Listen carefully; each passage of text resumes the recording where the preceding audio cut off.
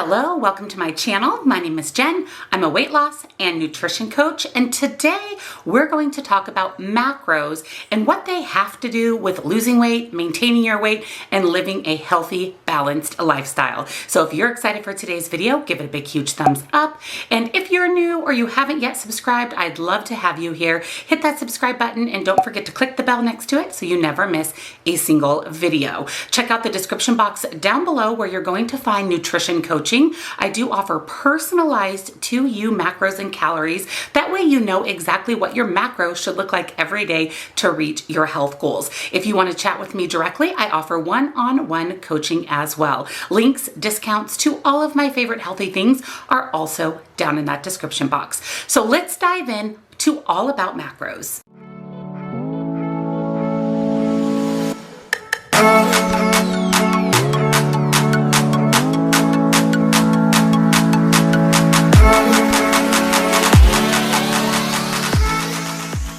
Tracking macronutrients, or better known as macros, is a part of every single diet out there. Whether they call it macros, calories, points, it all plays a part into incorporating macros in a balanced way to reach your goals. So today I want to share some tips with you on how to utilize macros and some pitfalls to avoid. First, let's define what a macro is. So macro means large versus micro, that means tiny. And your macros are fats, carbohydrates, and protein.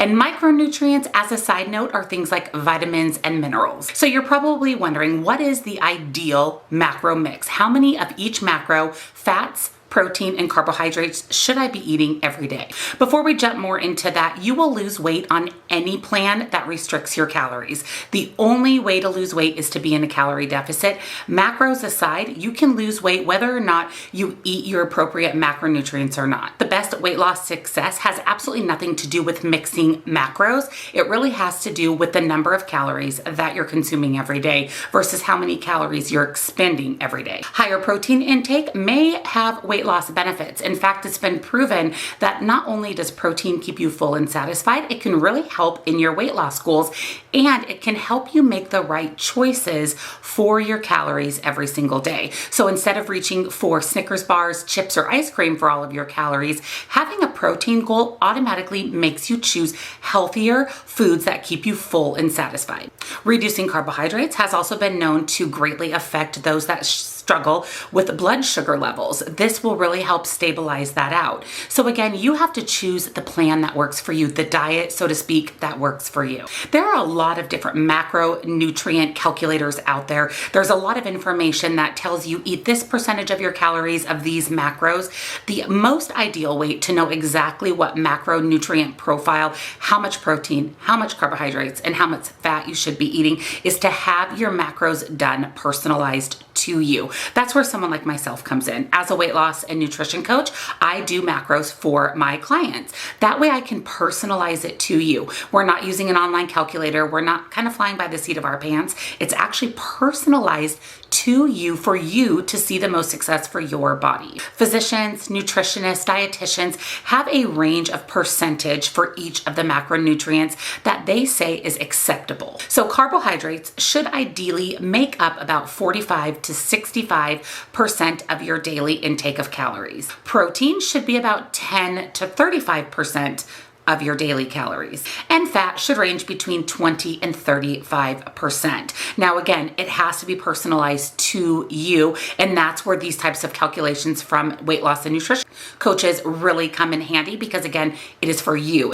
As a point of reference, I try to eat a little bit higher protein diet. My goal is about 140 grams of protein per day, which is a little bit on the high end compared to what is the norm. But the reason that I choose to do that is because my carbohydrate and my fat goals automatically line out when I'm reaching my protein goal. And again, remember, protein keeps you full, satisfied, and helps with weight loss. So you can tweak those numbers to best fit you.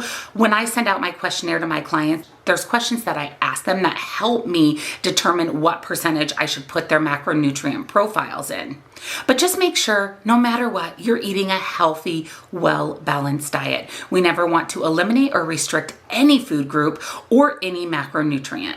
So how do you avoid some of these macro pitfalls? Number one, calories. Whether you're eating all your macronutrients perfectly aligned every day, you have to make sure that you're eating enough calories. And on the flip side, you have to make sure that you're not eating too many calories if your goal is weight loss. For example, an 800 calorie day with a 20% protein goal only actually gives you 40 grams of protein, which is way too much for most individuals.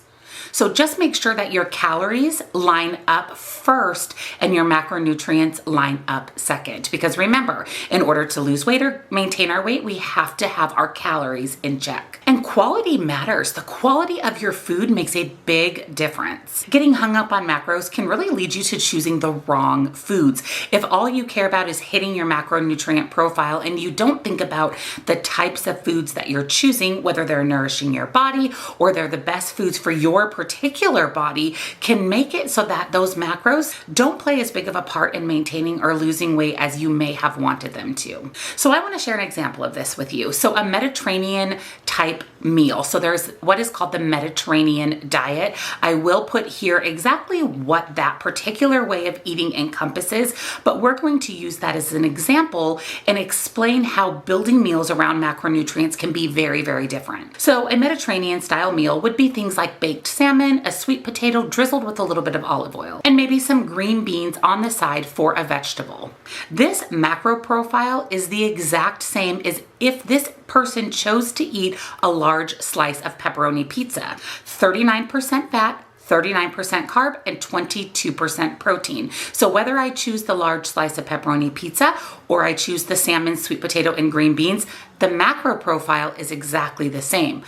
But there's a big difference in choosing those two foods. The salmon meal is going to provide a big dose of healthy omega-3s and fiber that comes from those green beans, where the pizza is going to be loaded with saturated fat and sodium. So do you see how it really depends on the quality of the foods that you're choosing, not just its macronutrient profile? So let's talk about fiber, because fiber can be also known as a macronutrient. Basically, fiber provides very minimal calories, but helps fill us up and keep us full. As a woman, you should shoot for at least 25 grams or more of fiber per day, and men should shoot for at least 35 grams or more of fiber every day.